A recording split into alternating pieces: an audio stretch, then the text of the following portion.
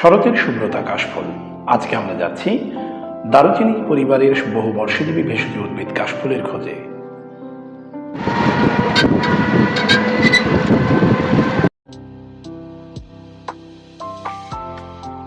শরৎ ঋতুর প্রতীক এই শুভ্রতাকে ধরার জন্য আমরা বাবা ছেলে যাচ্ছি সম্মুখ দিকে। যতই যাই ততই মনে হচ্ছে যেন সাদা মেঘের ভেলা আমাদেরকে উড়িয়ে নিয়ে যাচ্ছে।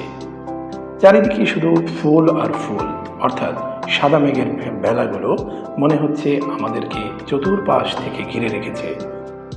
60-এর দশকে যাদের জন্ম তারা হয়তো দেখেছেন যে কাশফুলের এই ছন দিয়ে আগে ঘরের চালা নির্মাণ করা হতো। বর্তমানেও কাশফুলের ব্যাপক জনপ্রিয়তা রয়েছে। বর্তমানে যশোর ও ফরিদপুর জেলায় এই ফুলের ঝাড়ু তৈরি করা হয়, যা ব্যাপকভাবে জনপ্রিয় ও সমাদৃত।